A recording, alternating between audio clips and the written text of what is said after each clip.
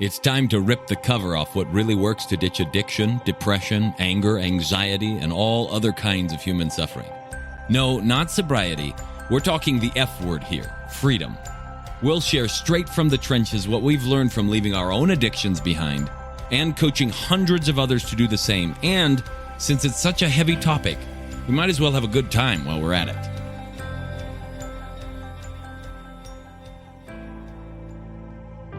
All right, guys, welcome back to the Alive and Free podcast. Have you been around, if you've been around recently, have you heard the phrase toxic masculinity, or one that I've started to hear, toxic femininity? Have you ever been taught about what is masculine and what is feminine, whether that's with regard to how you dress or what you do or the kinds of activities you do and all of these kinds of things?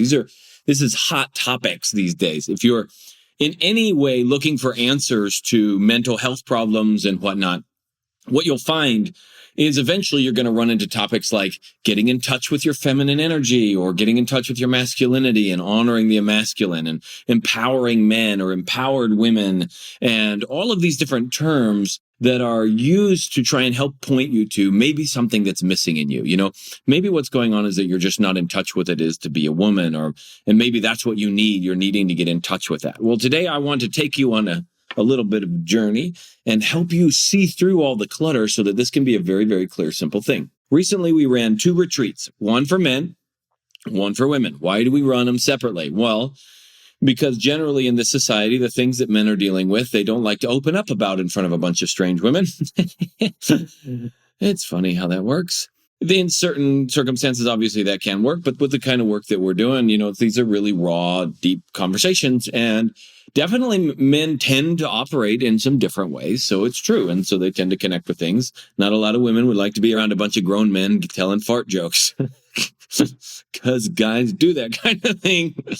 And likewise with the women, you know, sometimes what women have to say, they're not comfortable sharing around a lot of men. And in both cases, both genders have had issues with the opposite sex.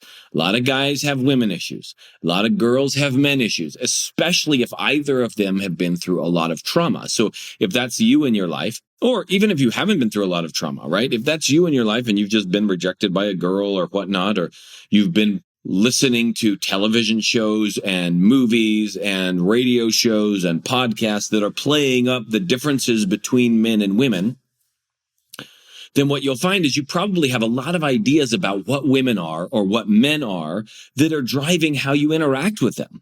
What women need and what men need that are driving how you interact with them. We're going to stop that short here, and we're going to go on a trip down through the ages a little bit, briefly, not over the top, and give you a sense of where some of these things might come from and what's really going on under the hood there. But before we do that, I want to stop everything short and ask you, what percentage of your genetic material makes you a man or a woman?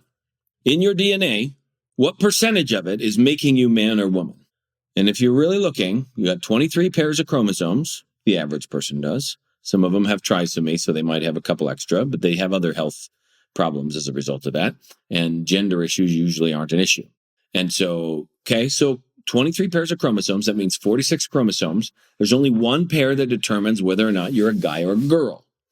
And in that, only one of the 2 chromosomes is the determining factor. So either you're an XX or an XY, which means you're 1 out of 46, which is 2.17% or thereabouts.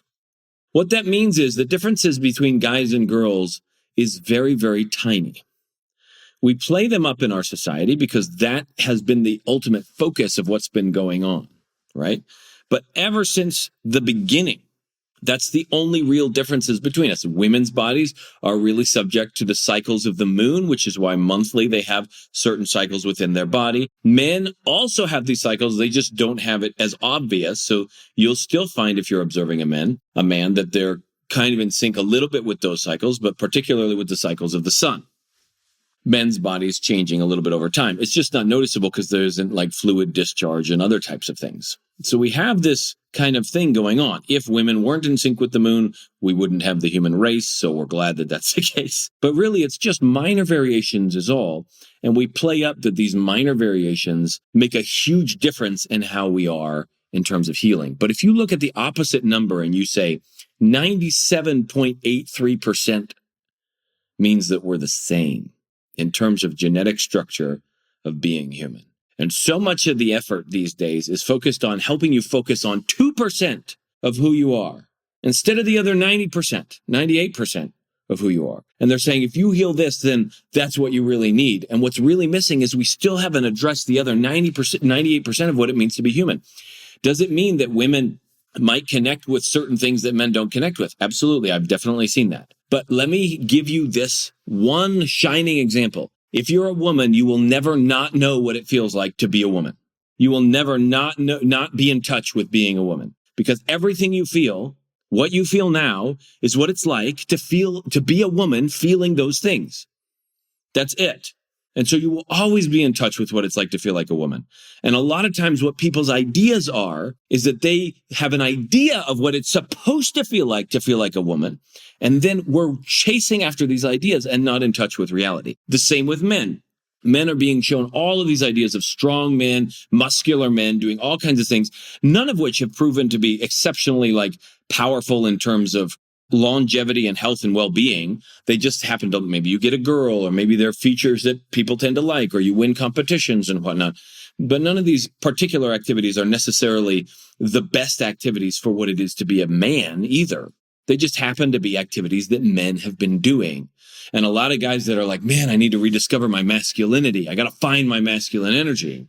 They're being led by people who are showing them how to punch and kick and all kinds of stuff. And I do these things too, from a very different standpoint. And so you'll find martial arts tend to be filled with men. Healing arts tend to be filled with a lot of women, unless they're manipulative healing arts. And then you find a lot of men in them. The medical profession has a lot of men in it. And that's changing. I don't actually know what the percentages are now, but that's taken a lot of work from women stepping up and saying, hey, look, we're equally good as medical professionals. So I want you to look back through the annals of time. Way back in the day, in the Indian subcontinent, this is a culture that was built around the idea of spirituality, around the idea of a human being achieving liberation. So it's not a culture built around domination.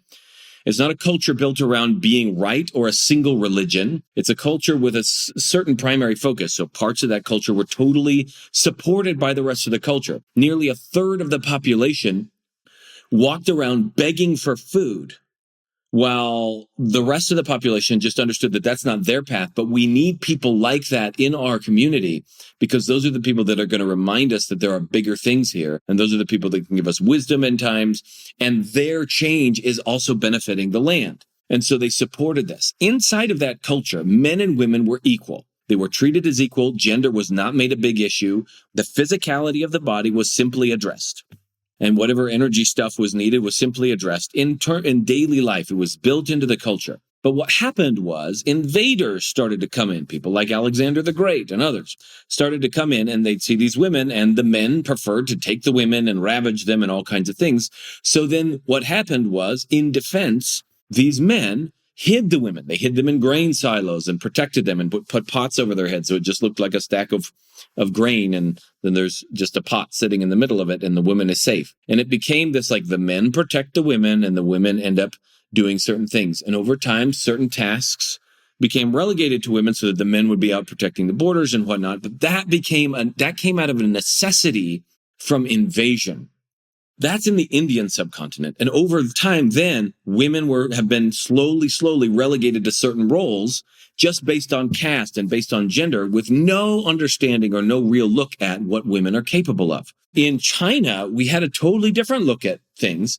And again, you have a similar situation, but Confucius, this is 2,500 years ago, right? And he's teaching about the way society should be structured and virtuous and everything else. And he had great teachings, and it was a very, very patriarchal society, a patrilineal society, where the men were out doing all the big things in the world and the women were relegated to certain roles and tasks and whatnot. It doesn't mean these women weren't fierce. If you had met any one of them, you would have found that. The few Chinese women, real Chinese women that I've encountered in my life, whether it's definitely just as equally capable as anyone else I've ever met. The point is, the teachings came down from this storied past and this tradition that was meant to be upheld, and women just got relegated to certain roles. And so ideas about certain activities became masculine and feminine. But I want you to know, even further back in the mists of time, in those cultures, in Eastern cultures, way before we have all this stuff, we have people that are discovering things called energy. Now, Chinese call it Qi. The Indians might call it Prana or Shakti. Ki is in Japan or in Korea. The Navajo have different terms for it. Like there's a different term for whatever this thing is that's powering your body, right? It's not physical. Otherwise we'd be able to see it, but we can't cut open a body and see it. But there's definitely a difference between a living body and a dead body. And some people have measured it in ounces and whatnot. But the idea is there's something. And I published a book in 2015 on energy healing, if you're interested in exploring that realm, that's called, Is That Even Possible? The Nuts and Bolts of Energy Healing for the Curious, Wary, and Totally Bewildered. It's on Amazon. You can check it out.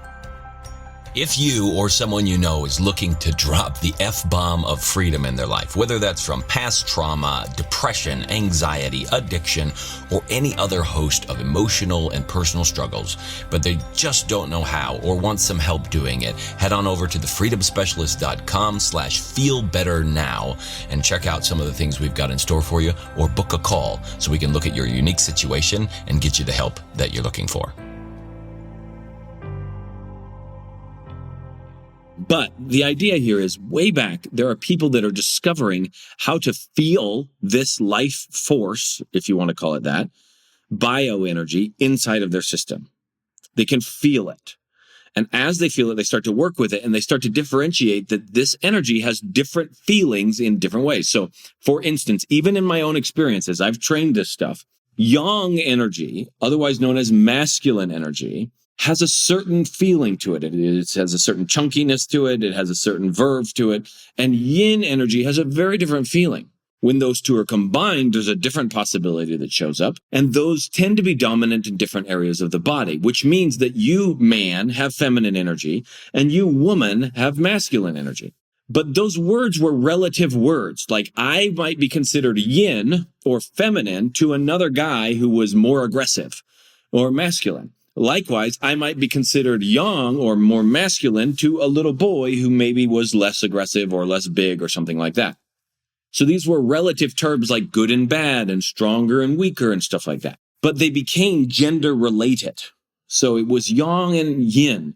And those were originally ideas that meant the light side of a hill, the side that the sun was baking. So you have heat, you have dryness, you have like radiance, and you have movement and stuff. And then you had the cool side of the hill, the shadow side of the hill, which was like cold and damp and still and things of that nature. And those became like, there's this whole series, you can find charts online of a whole series of different words that compare this yang and yin energy. In the West, we picked that up as masculine and feminine. And now there's been a ton of books written and a lot of teaching online of a lot of people who heard these terms, associated them with gendered stuff, and have felt some intuitions and possibly felt a little bit of energy, but have not differentiated those energies within their own system yet and don't have that level of perception. And they're running around saying, oh yeah, we have to get in touch with the feminine or get in touch with the masculine. And they don't actually know what they're talking about. And so they're talking about certain kinds of activities, that dance is feminine. Is it? Dance might have a certain quality, but last time I checked, guys and girls dance. And guys and girls have very different feeling in dance, and yet they can both do different kinds of dance. Is martial arts masculine? There's some of the greatest martial arts in history have been feminine. If you've watched the movie Mulan recently, she was a general in China for 12 years. She was so good. She helped protect the country, according to what little history we have of Mulan. Not the Disney history, the actual history. And I used to teach the Mulan fans in my Chinese Kung Fu school and teach people certain moves that were named after her because she was such a great martial artist. In fact, the entire martial art, Wing Chun, was developed by a woman for a woman. And now it's dominated by guys who say that Wing Chun is the best thing that since baked bread. And, there's a lot of great martial artists around it. And Ip Man has taken the scene, but it was named for a woman. Her name was Yim Wing Chun. So is martial arts masculine or feminine? It's simply an activity. Is dance masculine or feminine? Is massage masculine or feminine? If I do a deep tissue massage as a guy, is that a masculine or a feminine activity? It's simply an activity. And you and I and the rest of our society has put our ideas about what is masculine and what is feminine on top of it. And as a result, what we come up with is men are from Mars, women are from Venus, and guys versus girls, and sitcoms, and all kinds of other stuff. And there's a lot of people having this crisis because they don't feel man enough. You can't not be man enough. You're a man. It's your ideas about what being a man are that are in question, and it's your ideas about what being a woman are that are in question. Those very ideas are the problem because they have nothing to do with reality. They have nothing to do with your life. They have everything to do with your emotions. They have to do with what people taught you to believe about what you need to be in touch with in order to be a real woman or a real man or to feel whole and complete. And so if you're a woman wondering, like, how do I get in touch with my femininity? Let me suggest that you already are in touch with it. You know exactly what it's like to be in touch with your femininity as you are handling life the way that you're handling it. And as a man, you want to get in touch with your masculinity. You already are in touch with it. You're using it the way you're using it right now, but you already are in touch with it. And if you can get past these ideas of what it means to be a guy and what it means to be a girl, we won't have any toxic masculinity and toxic femininity around because you're already in touch with it. You'll simply do what is needed for each person because 98% of it almost is about being human. And these retreats that we go to, these retreats that we hold,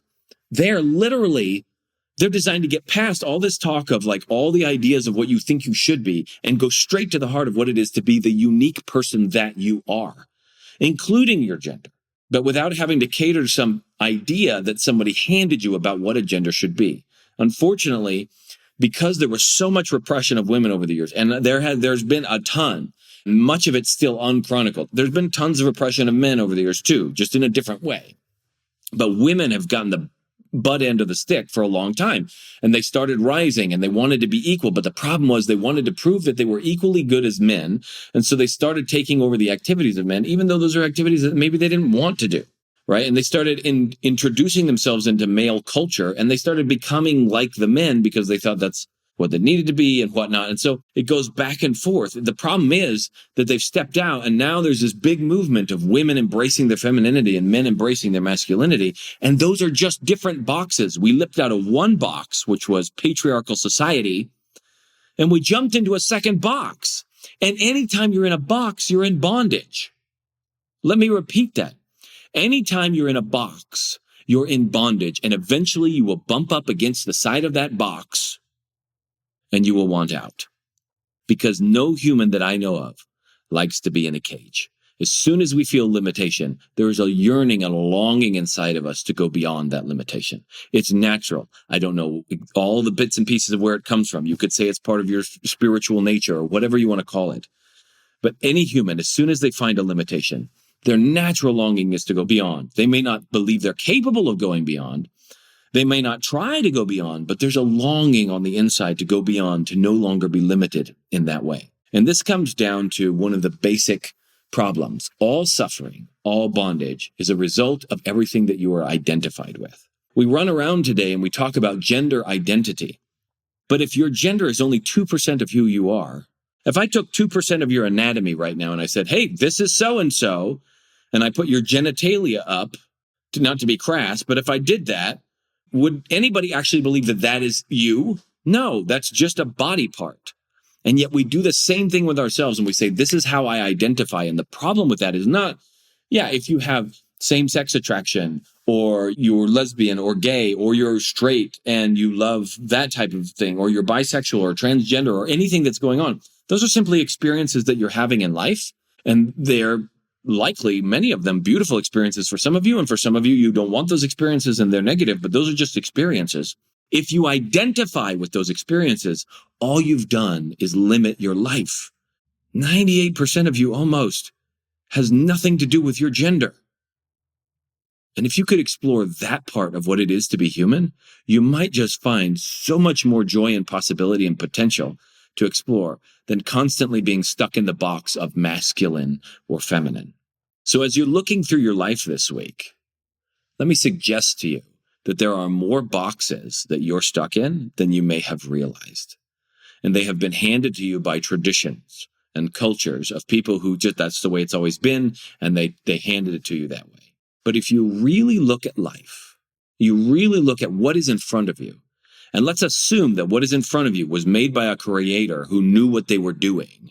Maybe, just maybe, you might see through all these boxes and recognize that life itself is maybe telling you something different, especially when it comes to gender, masculinity or femininity, If that person doesn't have a deep perception of the differentiation between those energies in their own system, then they likely just borrowed some terms and are using it because they've had some really powerful, even healing and emotional experiences with it, but they don't actually know what they're talking about with regard to masculinity and femininity. You, dear listener, are a human being, and what is possible with being human is so much greater than what is possible with simply being a man or a woman. That is one fraction of what being human really is. And I invite you to explore beyond that and start to look at what life could be. Because, in the beginning, gender didn't matter to you until hormones took over. At that point in time, people taught you stuff growing up, but as a baby, gender was no big deal. And then you learned that gender was a big deal. And then hormones showed up, and then it really became a big deal. And that's helpful because we exist on the planet because of these hormones. But just because hormones showed up doesn't mean that gender is really a big deal. Look at the people around you as people. Don't look at them as men or women. See them for what they are.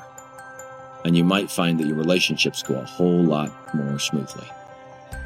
And that's it for today's Alive and Free podcast. If you enjoyed this show and want some more freedom bombs landing in your earbuds, subscribe right now at wherever you get your podcasts from. And while you're at it, give us a rating and a review. It'll help us keep delivering great stuff to you. Plus, it's just nice to be nice.